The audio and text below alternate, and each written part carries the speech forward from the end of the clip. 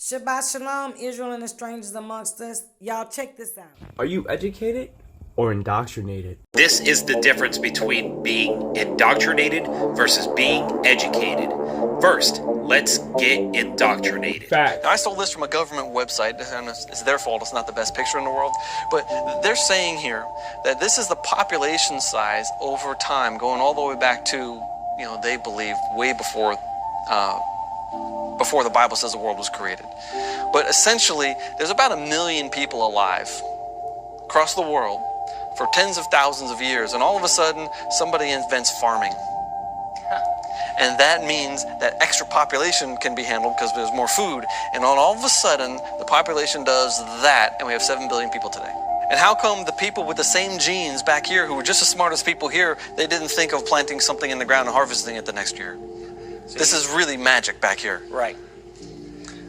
Taking that thought, I applied that to a biblical idea where this is the flood, this is today. And starting from those 6 people, all you have to do is double the number of people every 156 years. And you arrive at 7 billion people after 4,500 years. Just about any model that has any growth at all, you can get this many people in those many years.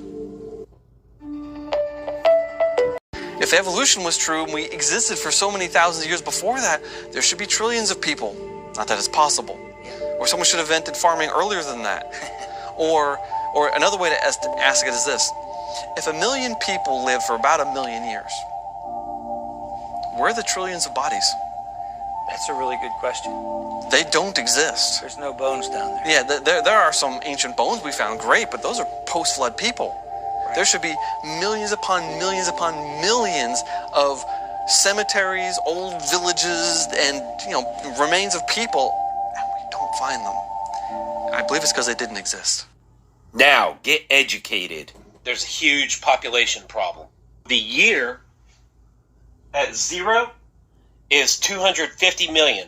You take that back to the time of Noah, the population is only 8. The population doesn't actually start to grow that much until you get to the middle of the 1750s. Guess what the population was at about 1750? 500 million. Where have you seen the number 500 million before? The Georgia Guidestones. The Georgia Guidestones dictate that the population is supposed to remain under 500 million. And guess what? The population stayed under 500 million all the way from the 500 million all the way from the time of Noah until you get to the year 1750. And then the population starts to grow exponentially. They want us to believe we went 4,000 years where the population stayed below 500 million. And then all of a sudden, in the last 200, 250 years, the population skyrockets to where it is today, 7.6 billion. So we couldn't reach 1 billion people in 4,000 years. But in the last 200 years, we can go from approximately 500 million people to 7.6 billion? No. No. We're being lied to. So I think the population goes up, and then they bring it back down. They have a reset. It goes up again, then they bring it back down. They have a reset. It goes up again, then they bring it back down. They have a reset. And now we're right at the point where they're about to have another reset. If that doesn't blow your mind, I don't know what does. Not enough people are talking about the population problem. This is huge because the population problem breaks the matrix. And what was the name of Klaus Schwab's book? The Great Reset? Just coincidence, a little bit of correlation. Probably has nothing to do with each other at all. Make sure you check out his page too. Mud-flooded buildings and the Great Reset. If you still don't know what that is, let me explain. So, sometime in the 1800s, there seemed to have been a worldwide catastrophic event that buried many structures and buildings underneath mud. There's a lot of photographic evidence that shows cities in the 1800s completely devastated. After this last reset that we call the mud flood, settlers move into these muddy abandoned cities and literally have to dig the buildings from out of the mud. This is the same reason why all over the world they keep finding these buried structures. They are literally everywhere, in every city and every town. This is what a typical mud flood building would look like today. Notice those windows peeking through the ground? If you keep digging, you will find the rest of the window. Notice the original front door.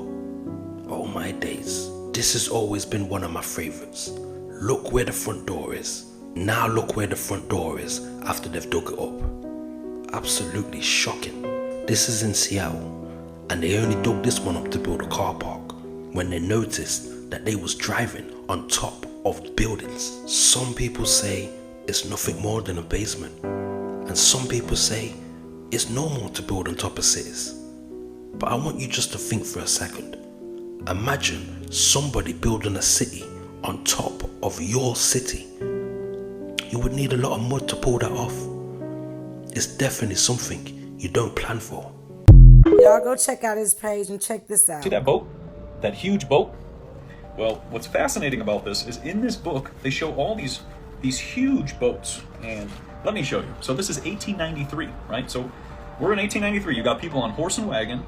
They got dirt roads. You know, they're supposedly going around on their buggies and, you know, riding around on their buggy, farming and whatever nonsense that we've been told. And then you have ships that look like this. That doesn't seem to really fit the narrative, right? So 1893, right? So you got a battleship, which is just absolutely remarkable. It's actually called Battleship Illinois, which is interesting. And then you have some castles. Let me show you guys some castles. And people, of course, horse and buggy with castles, right? So look at this.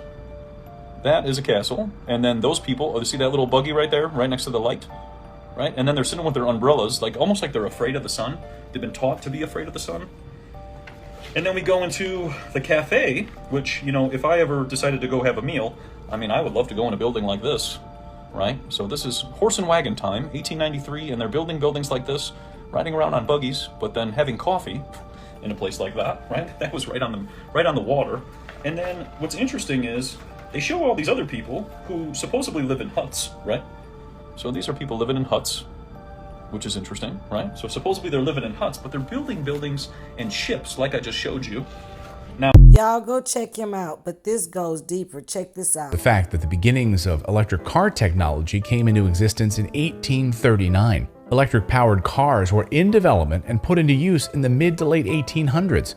There are even images of fleets of electric cars plugged in and charging. Electric cars were so popular that President Woodrow Wilson owned one, loved it, and drove it all around Washington, D.C. The batteries in these cars used salt, much different than the current lithium-ion technology. Other alternative energy developments at the time included a wind turbine that was built in 1888 that proceeded to power a house successfully for the next 20 years. And if that wasn't enough, the first U.S. solar panels were installed on a rooftop in New York in 1884.